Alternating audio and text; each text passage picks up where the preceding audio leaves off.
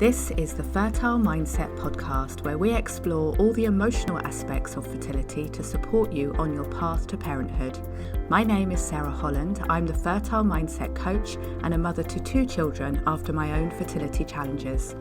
I hope you find all the support and inspiration you need within this podcast to carry you forward on your fertility journey towards your own successful outcome.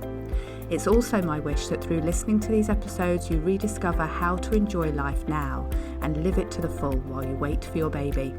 Now, let's begin today's episode. Hello and welcome back to the Fertile Mindset podcast. Now, I have something really special to share with you today. You may remember Rachel Bolton from Plan Yourself Pregnant, who was on the podcast with me in episode 3, way back on our launch day on the 1st of January.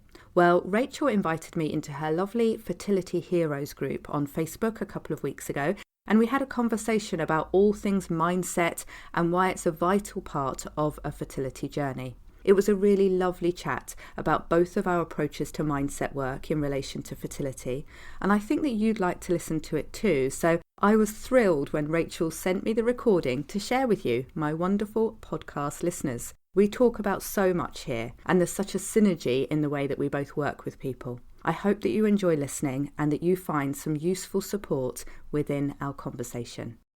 Hello, Sarah.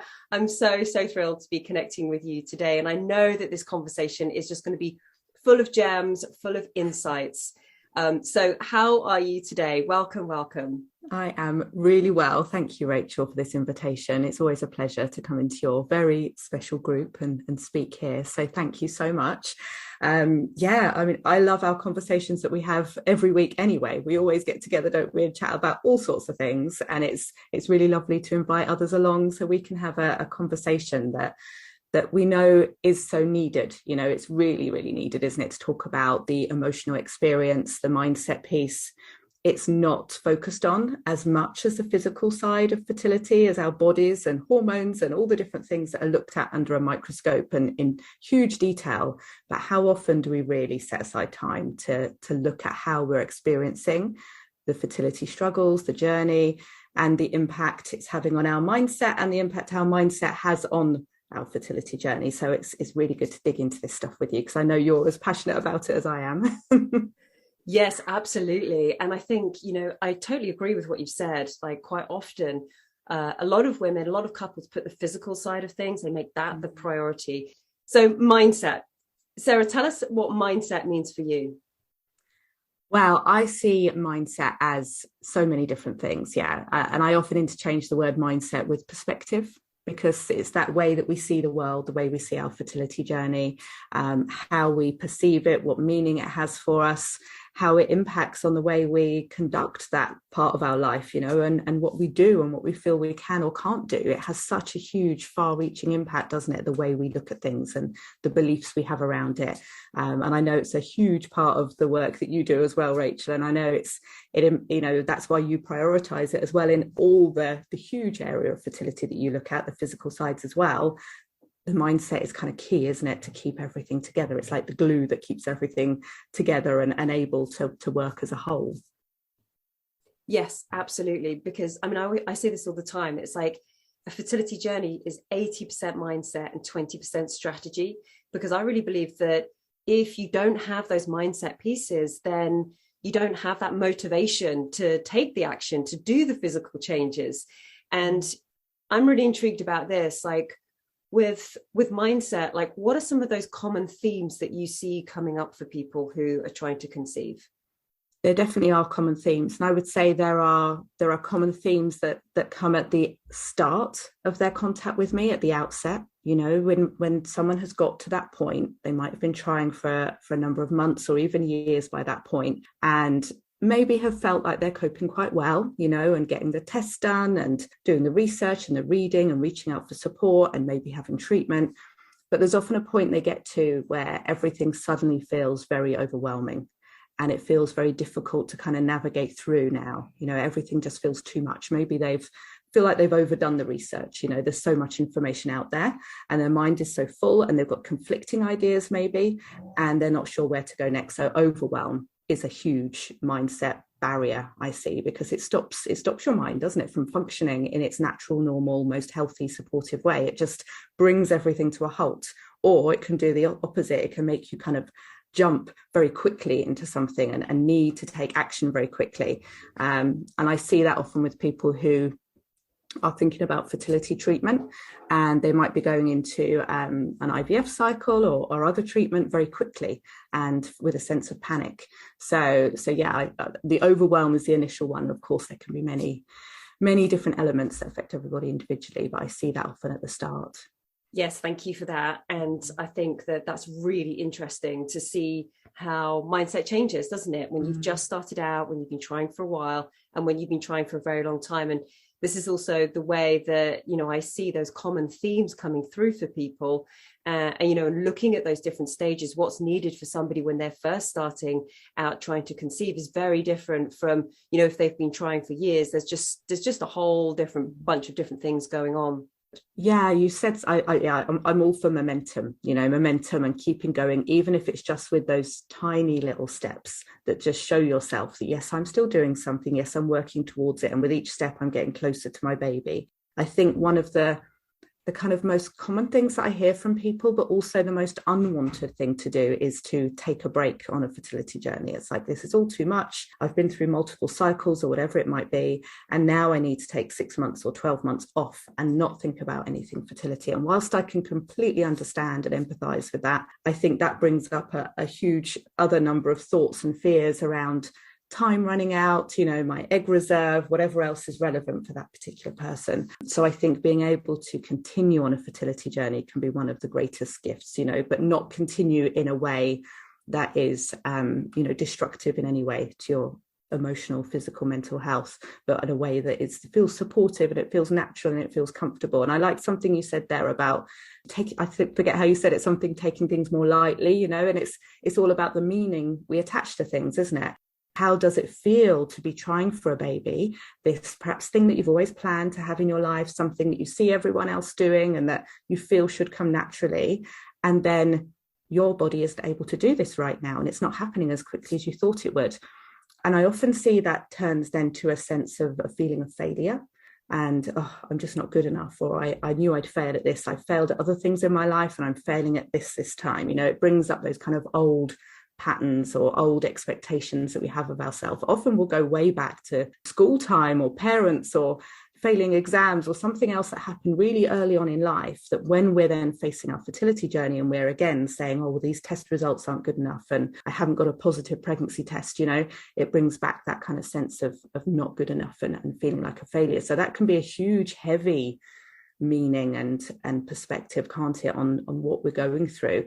And is that true? If you were to take a step back or you were to look at someone else, if your best friend was going through the same, saying they felt like a failure because they couldn't get pregnant yet, you wouldn't agree with them. You wouldn't support them in that perspective. You would point out everything in life that they're doing so well and what they're achieving and how amazing and how loved they are as a friend, but that this is just something that the pieces haven't come together yet, and that there should be a way and that you can help them through that. So I feel like we need to treat ourselves as we would our best friend, be our bestest friend of all, because we're the only person that we're with 24 hours a day, aren't we? We're the voice that we have with us 24 hours a day. So yeah, the more supportive we can be and the lighter, like you're saying, that doesn't mean minimizing things, but to find a way through it, to transform and to release what we don't need, it can make a massive difference to the whole experience. Oh my gosh, I just love what you said then, because there were so many gems. So for those of you listening, I'm going to circle back to what Sarah's just said, because there were just so many things that were like really, really key. So one of them, you first started out with talking about, taking that break and how it can just feel like the most natural thing to do when everything's got overwhelming. And yet, if we work on mindset a little bit more, then it means that you can carry on. You don't have to take that break. Because sometimes what happens when you take a big break of 6 months or 12 months, as you're saying, your eggs are getting older, maybe you're not doing those things that you were doing before for your fertility. And so it's like kind of going backwards even. Mm-hmm. And so if you can get that mindset support, if you can work on your mindset, it means you don't have to take that break. You can keep moving forward. I also love what you said about like not just pushing forward with like a male energy of just do it like that, because that can be really harmful. It's about moving forward in that fluid feminine way, using that energy of really checking in with yourself and working out like what does feel right, and moving through it in a way that, you know, feels really, really good. And I think that when you have that mindset support, you can still keep moving forward, but you don't necessarily, you know, have to be doing everything that everybody else is doing, but it's about continuing to take that action and doing it in a way that feels really, really good for you. And there are a couple of other things you said there as well, which are brilliant, but I've gone off on a tangent now. The meaning. So this for me, I think, is what mindset is all about. It's about the meaning that we give to something, because two people can be in exactly the same situation and they can give that same situation a completely different meaning. And then a different emotional response gets created because of the different meaning that they give. So, you know, here's an example I use quite often. If two people are in a car accident, one person can see that car accident as, oh my gosh, this is like the worst thing that's happened. Bad things always happen to me. I've now got whiplash, and, you know, and start spiraling downwards with all of these different thoughts and, you know, giving this car accident a particular meaning. And then somebody else can be in exactly the same car accident, have exactly the same physical issues that have come out of it with the whiplash, but they can see it in a different way of like, oh, thank goodness nothing worse happened. And it can be an epiphany moment for them. They can see it as like, this is now a turning point. Now I'm going to start doing this, this, and this. Because of this, I had this kind of shock in my life. And so for me, I think it's being really, you know, that's obviously a big example of something that could happen like a car accident, but we can give different meanings to the small things in life. And I think it's that then creates the rest of, you know, everything else, whether it's the emotion that we have in our body, or the action that we're going to take, or the relationship that we're creating. So yes, it's the meaning that we give to something that's so, so crucial. And that's what creates our reality, isn't it? That is what we are living in this present moment. And I think we often think so much about the past, and we, you know, go back to past regrets and if only we'd done this or only done that, or, you know, sadness from the past, or we jump ahead to the future worrying about what's going to happen next. And I need to plan every detail of my future to feel like it's in control. But the reality is we're in the present, you know, and that meaning and the dialogue that we've got going on in our head about the things that happen, like you say, the big things and the small things, every single interaction we have with someone, every single thing that we do, we've got a narrative going on in our head, haven't we, telling us what we think about it the whole time. When you listen, it's really noisy up there. You know, we're just constantly talking. And if that is a negative slant, or like you said, bad things are always happening to me, here's another thing, you know, that becomes our reality. And what a shame that that's the place we're living, when actually we could start seeing and noticing the potential and living within that. Doesn't mean sad things and unfortunate things won't happen, of course. And there's always a place to grieve and a place to acknowledge that loss. But I think we all know that staying there, living within that grief and staying stuck to it isn't any way to live a life. If we're going to be going on this journey, bringing in a new life, the miracle of life, wanting to nurture and mother another being, that is all about joy, isn't it? And embracing life and getting into that space. So I think the more we can do that while we wait for our baby, the better. And how do you support somebody with that? So you're working with many, many women within the Fertile Mindset Sanctuary. And so say somebody is really struggling with, I see it all the time, and it's a really, you know, if this is you and you're listening to this and you're having those kinds of thoughts, then first of all, like, there's no shame in that at all. Like feeling like, oh, bad things happen, it's never going to happen for me. This is the way that the mind works. The mind will always look at the negative first, unless we are really intentional and train ourselves to start questioning thoughts, like you said earlier on, Sarah. What kind of advice would you give to somebody who's just feeling really down, who's having a lot of these thoughts that they're some of the thoughts that we've just described? What kind of support or advice would you give someone? I think it's interesting what you said there about we will always go to the negative first. And I think we recognize that, don't we? That the negative things in life stay with us. You know, we can remember them in vivid detail, but not always the more neutral things or even the happier things. It can be the negative things that are really strong. And of course, that's a bit of a survival instinct coming out, isn't it? Of, you know, be aware of bad things happening, keep yourself safe and alive and so on. But again, like we just said, it doesn't pay to stay in that place. So the way that I work within Fertile Mindset is to fully acknowledge all of that. You know, the tools and techniques I use, which we'll probably talk about in a minute with EFT tapping. People are often quite surprised with EFT that we don't just talk about where we want to be. We don't just repeat positive affirmations and phrases, but actually we really acknowledge the negative or the uncomfortable first and fully bring that to mind. It doesn't have to be for a long time. It doesn't have to be particularly painful, but just an acknowledgement of, right, this is the truth of what I'm really feeling, and verbalizing it and saying it out loud. And maybe for the first time, you know, saying it to yourself and really admitting it and saying it to someone else, it can be quite powerful just to go, actually, this is really how I'm feeling and I'm entitled to feel this way. I understand why I feel this way. It's completely, you know, natural in one way to be feeling like this. But at the same time, I'm curious to see what else is possible. Like, is there another way to look at this situation? Can I release what I don't need? I wonder how else I could feel. I'm open to all kinds of possibilities. And these are the kind of phrases and words that we use when we apply EFT to just kind of work through, acknowledge, and then work through the emotions that are present and the mindset and the perspective and the meaning, all of that. And then open our mind to see, well, what else could be possible, and allow those extra more supportive thoughts, and actually much more naturally supportive thoughts to drop in. And that's what I love about the approach that I use. And it's why it is the one that I've used for almost 20 years now, because it works really naturally with our mind. It's not trying to suppress and shut away the negatives and just replace it with a much larger positive, you know.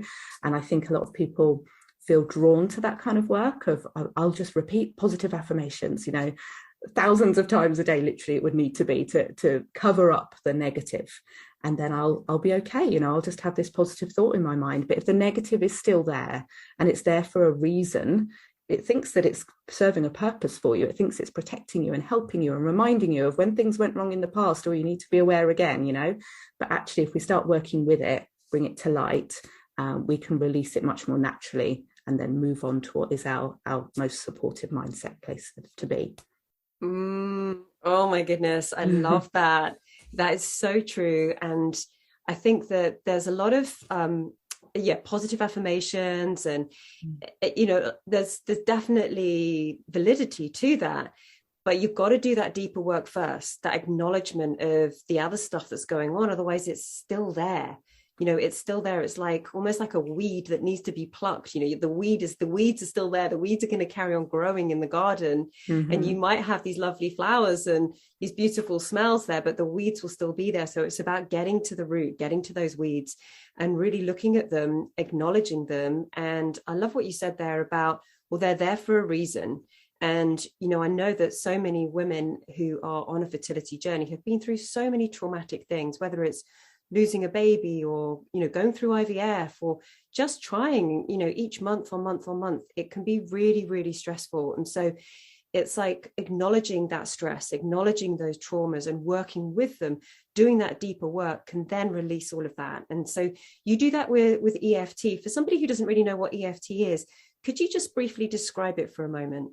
Of course, yes. I'll spend just as short a moment as I can because it's huge and I could talk about it all day, but briefly, EFT, it stands for Emotional Freedom Techniques. It is also sometimes just called tapping or meridian tapping because it does use the meridian system as is used in acupuncture, which I think almost everyone on a fertility journey is very familiar with acupuncture. If they haven't used it already, it's probably in their plan. And, you know, we've got this huge knowledge and awareness of acupuncture, but we don't always really understand, well, what is going on in acupuncture? What's the energy system that it's working with, especially here in the West, which is the meridian energy system, which are lines of energy that run through the body. And the theory behind EFT is that any negative emotion we experience, anything that's uncomfortable, anything that we don't need or want, is caused by a disruption in our body's energy system. And to make it very simple and easy to understand, I think of that disruption a bit like a power surge or a short circuit in our body's electrical wiring system. And it's like these meridian lines are carrying our body's electricity, our energy round to every part of our body to keep us healthy in both mind and body. And of course, in acupuncture, they will insert needles along the meridian lines and tweak them and turn them to rebalance. You know much more about that than I do. But with EFT, we use a tapping technique, very simple, just with our own fingertips, tapping on points on the face, the upper body and on the hands, all very easy to access points. And while we're tapping on these points, it's sending an impulse down each of those lines in turn so that we're rebalancing the whole system. And what we do is we focus on whatever the issue is that we want to address. So whether that is a fear about why this is taking so long, or feeling nervous about fertility testing coming up, or extreme jealousy and discomfort around a friend that's announced a pregnancy, you know, whatever the emotions are, we focus on them for a moment. We feel that disruption, both emotionally and physically, and then we tap on all those meridian points in turn to rebalance ourselves in the moment. And it is quite amazing to see how quickly it happens, because it takes literally just 2 or 3 minutes to tap a whole round of EFT. And in that time, a noticeable difference can be seen. And it's quite empowering actually to see how this can change so quickly. So then we can apply another round for 2 or 3 minutes and another round for 2 or 3 minutes. And very quickly, you can go from something that might have felt like a 10 out of 10 intensity right down to what we call a 0, which is where the neutral, kind of calm, comfortable places where there is nothing that is disruptive or triggering for you. And it's like a blank canvas is there, and you are free then to think about this now issue in front of you, the same issue, perhaps the same thing that's going on in your life, but it's made space for other thoughts to come in. And they usually drop in quite naturally. You know, your mind just opens up and says, actually, I wonder if I could look at it like this, or I hadn't thought of it this way, or I could appreciate this part of my life. You know, it's so interesting what happens when our mind is less crowded and open to new ideas. Beautiful. And I just love the way that you work with clients. We work with some of the same clients, and I know that after they've been to see you, it's just like they have this, like, yeah, and suddenly I'm not triggered by this thing that was really bothering me before. And seeing those big transformations that you make with people, with quite often long sort of, you know, old deep-seated stuff that they've just been carrying around with them for a long time. Tell us a little bit about those transformations that you make for people, because I know that the type of EFT that you do is very different from the type of EFT that, you know, somebody who's just using it, you know, as part of, you know, lots of other things that they do. With the EFT that you do, you've really worked on focusing just on this and just on fertility, so that you've got this specialism now where, you know, I see you doing this really deep transformational work, which is quite different from if somebody just went to see, and, you know, somebody who does EFT as part of lots of other things that they do. Just tell us a little bit about that. Yeah, it's interesting when you state it like that, Rachel, because it is a very conscious decision I've made purely to focus on fertility. And that predates even before I started to try to conceive myself, or even wanted children myself. You know, we're going back to kind of 2003, 2004 time, when I decided to focus on fertility. And at the time when I had that focus, I was using EFT, I was learning, I was using it with all kinds of different issues, and with clients and with myself and with friends. I would tap with anybody who would listen to me. But there was one woman I remember in particular. Her name was Sam. She's actually still got a testimonial on my website. But she had come to me, I was practicing reflexology at the time. That was my main therapy. But she was going through IVF, and she was having a really, really hard time with it. She'd had one IVF cycle already. It hadn't worked. She was desperately sad. She would spend her appointments in tears. She would tell me that seeing pregnant women at work and friends was just unbearable, and she didn't want to be around anyone. She was wanting to leave her job, to just cut off ties with friends. And it was all way too much. And she was planning another IVF cycle, and she could feel this wasn't the right place to be. And so we did some tapping. I said, I've learned this new thing called EFT, and I'm just starting to use it. Can I use this with you as well? Because this sounds really hard for you, you know? And we did. We used it just for 10 minutes at first, and then built it up with a few more sessions. But even from that first 10 minutes, all the anger had gone.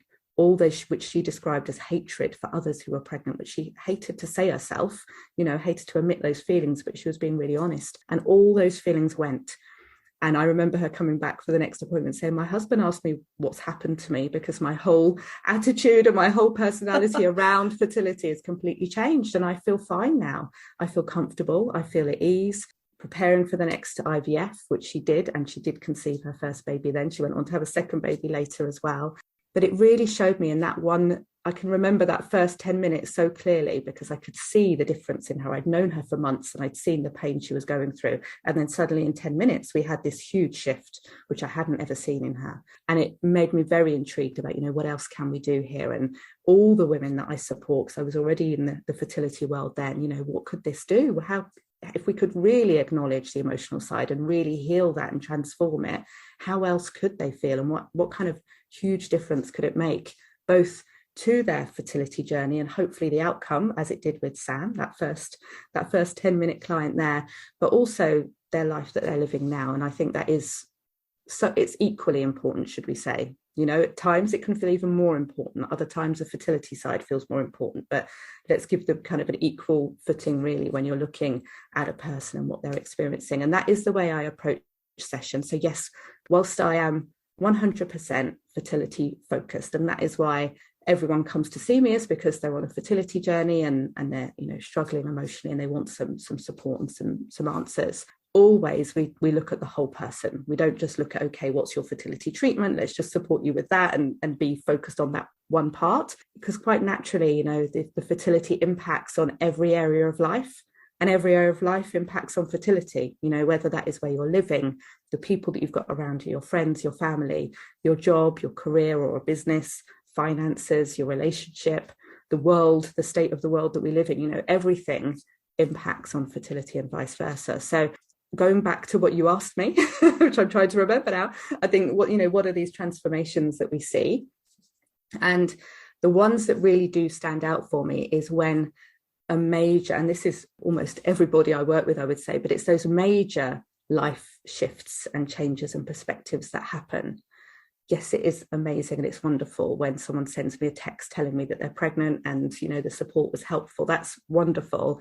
But along the way, I love it when I see women really taking back control of their lives, taking back ownership of their lives and feeling very back in the driver's seat, feeling very empowered. This isn't being done to them. It's something that they're experiencing and they want to support themselves through it in the best way possible. And they start to make, really good choices for themselves around the work that they're doing, the people that they spend time with, even taking up old hobbies and, being creative again and just finding that part of themselves that had been all consumed by fertility. And that's what I really love to see. So it might be an unexpected one that perhaps people listening are thinking, well, that's not the transformation I thought fertility, support would do. I thought it would just be about having a baby. And of course it is, that's the focus and that's the direction we're always going in. But alongside that time, massive life changes can happen. I'm thinking of someone in particular that I work with who went from a very corporate, very long hours that she was working, was causing a huge amount of stress. And then she had her fertility treatment and the stress in time and energy involved in that as well. And the two together just did not gel, it couldn't happen. And she was trying to, because this was her career and, this was her treatment, but there weren't enough hours in the day. There wasn't enough energy for her to do this. And she made the massive shift into becoming a laughter yoga instructor, which I think is the most delightful thing ever. And I believe her husband went part-time as well. They just changed their whole life. They became very joyful and in flow with their journey and then conceived their baby. And so, yeah, it's those big shifts. It's like, wow, you're becoming who you're meant to be within this journey. That's what really takes my breath away. And it's beautiful to watch and be a part of. Oh my goodness, that just gave me tingles, like hearing that you're becoming who you're meant to be. That's so beautiful, because there are so many women that I speak to when they're struggling to get pregnant, that they just feel like they're losing themselves. They feel like they've lost themselves, like they're not themselves anymore. And so working on mindset and giving them that kind of transformation, not only are they feeling like themselves, but they're also taking, with that transformation you've just described, taking themselves to that next level, really realizing their potential and not just being in limbo, waiting for the baby to happen, but really flourishing, really enjoying and being on purpose and being fully themselves. So that is beautiful. Love hearing that. Awesome. And I know we are almost at the end of our time together, so I'm just going to just hit you with a few quick questions, a quick fire round. Are you ready for it? I think so. I hope so. Be kind to me. Excellent. So I would love to know, what's your favorite mindset book? Oh, do I have to choose just one? Because you can choose three. I can think three. I was going to say three. I was born on the 3rd of the 3rd. 3 is my number. So 3 is perfect. The first one at the moment, which I'm revisiting, is Untamed by Glennon Doyle, which is an amazing book in itself. Her podcast is amazing too. I believe it's been named as Apple's #1 podcast for this year, which is called We Can Do Hard Things. But the reason I love Untamed as well, it's all about getting back to who you really are and being authentic and not trying to fit in with what society and your family and everything else believes you should be, but actually being really comfortable in your own skin. And Glennon has also released just now, that I got in the post a few days ago, the Untamed Journal. So Untamed plus the Untamed Journal, amazing. I also love a book called Love Yourself Like Your Life Depends on It. And that goes into that theme that we're talking about being yourself, loving yourself. I listened to it on Audible. It's an amazing thing to listen to. It completely changes how you see yourself. That's by Kamal Ravikant. And my last one that I would love is called The One Thing by Gary Keller. This one I read from more of a business perspective about how to organize and get things done. And it's all about focusing on just one thing at a time, but actually it can be applied in any area of our life. And I found that really freeing, but also really motivating. It's like, okay, so I can achieve really good things if I just focus on one thing at a time. Because I think we get guilty, don't we, of doing too many things, spinning plates, and they all just go crashing down. So yeah, that's brilliant. Thank you for letting me have 3. Yay, I love that. And that's so funny, because I know that we're quite often in sync with the books that we're reading, and that is the book that I have just picked up. So that is kind of hilarious, because we quite often do this with books and things. Do. So excellent. Love being in sync with you again. Yeah, really 3 really great recommendations. That's awesome. Thank you for sharing that. Next question. If somebody's listening to this right now and they're having a down day, what are the words that you could say to them to lift them up and inspire them? It's almost like you want to give someone a hug with your words, isn't it? And I think in these times of COVID times, when we're not so with people, our words have become even more important, when we can't just give a hug. I just want to say to someone that I'm with you and I really understand. And you do have so much more strength within you than you realise. We all do. We don't know our great potential. And there is so much that you haven't yet seen of yourself. And it's all there. And I'm with you every step of the way. Beautiful.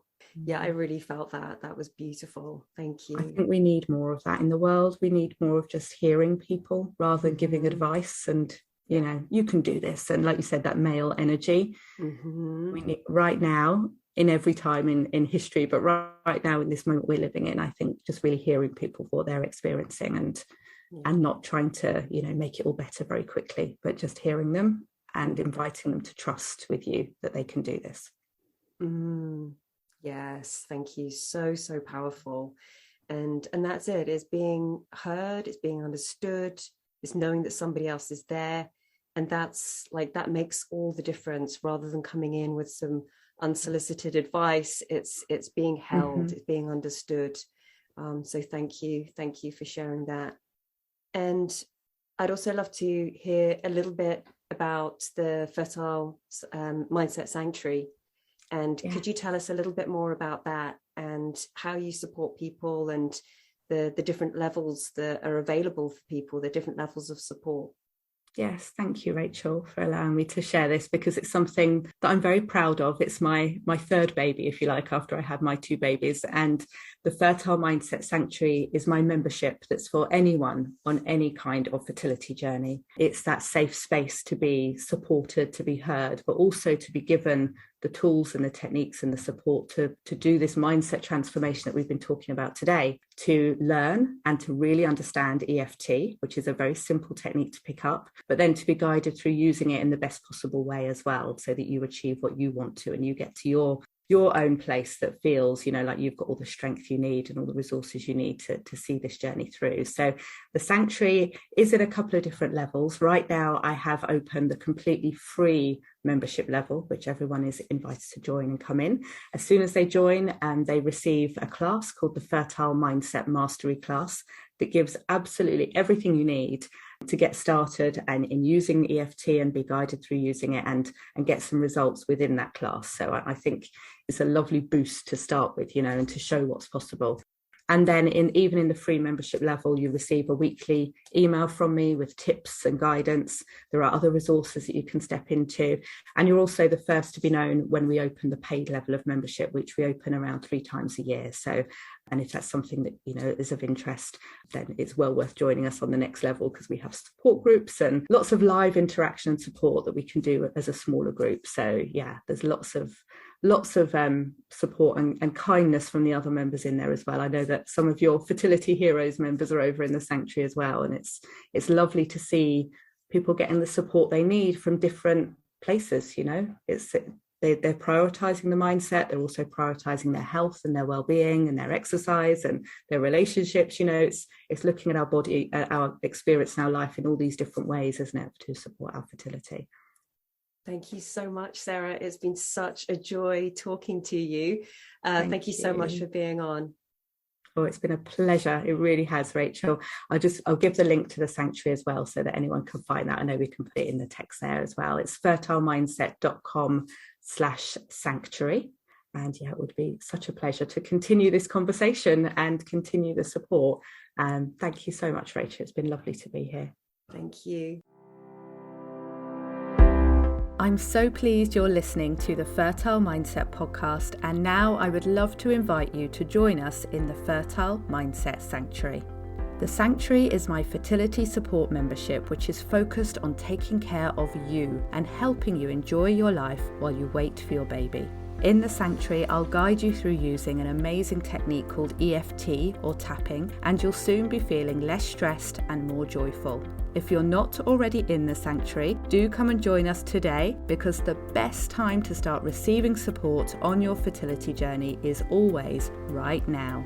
Honestly, it makes such a difference to have good quality emotional support and techniques that you can pick up and use yourself whenever you need them. Go to fertilemindset.com/sanctuary to join us today. I look forward to hopefully seeing you there and at the next episode of the Fertile Mindset podcast.